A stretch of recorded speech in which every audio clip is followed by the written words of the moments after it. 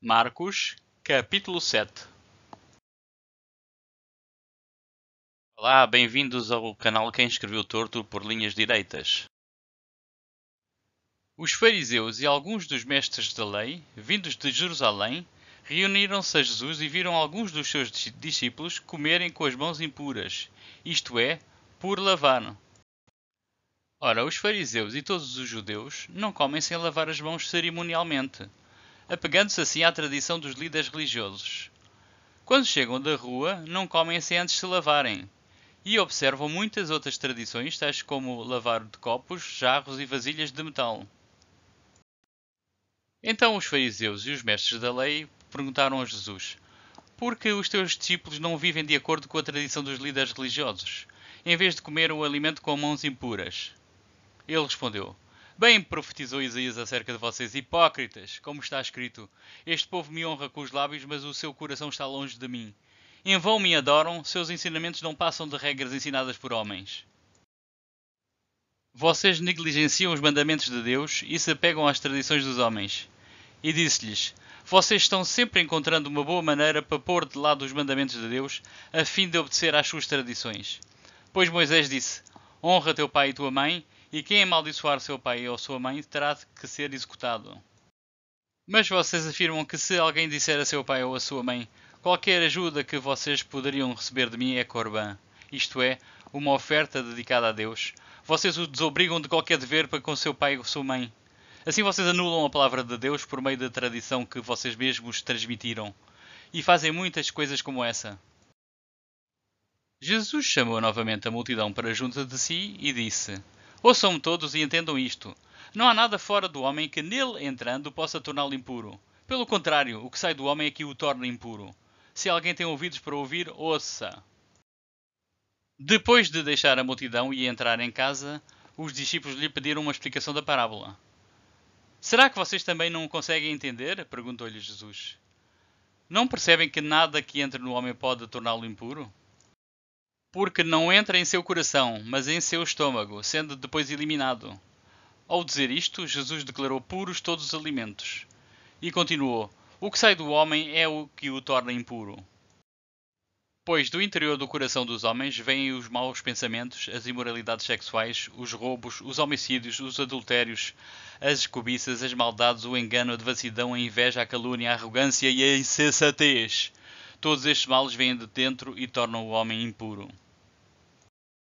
Jesus saiu daquele lugar e foi para os arredores de Tiro e Sidon. Entrou numa casa e não queria que ninguém o soubesse. Contudo, não conseguiu manter em segredo a sua presença. Shhh! De fato, logo que ouviu falar dele certa mulher, cuja filha estava com um espírito imundo, veio e lançou-se aos seus pés.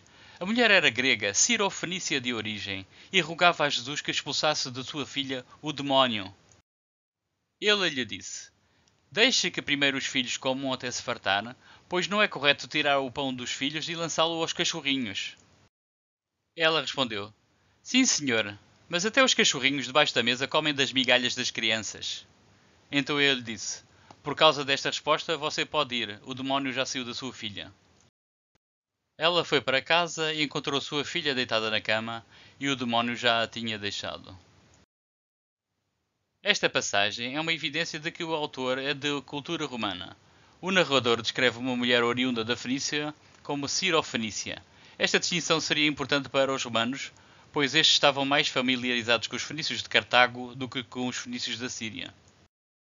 Se o autor fosse natural da Palestina, teria simplesmente usado a designação fenícia, ou então cananeia, tal como o autor de Mateus adotou na sua versão deste episódio.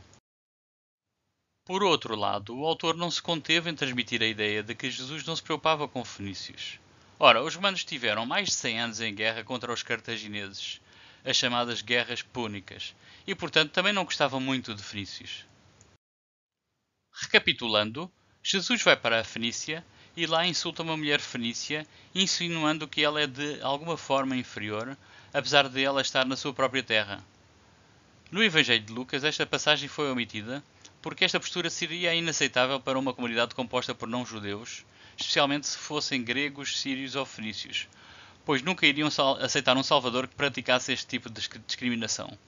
Por isso Lucas, que muito provavelmente escrevia para comunidades gregas multiculturais, omitiu este episódio ao elaborar o seu evangelho. A seguir, Jesus saiu dos arredores de Tiro e atravessou Sidom, até ao mar da Galileia e a região de Decápolis. Então, se Jesus estava caminhando de Tiro para a Galileia, por que necessitaria de atravessar Sidom? Claramente, Marcos não conhecia a geografia do local. Mateus percebeu a incompetência do autor de Marcos e escreveu assim: Jesus saiu dali e foi para a beira do mar da Galileia. Depois subiu a um monte e se assentou. Algumas pessoas trouxeram um homem que era surdo e quase não podia falar e pediram a Jesus que pusesse a mão sobre ele.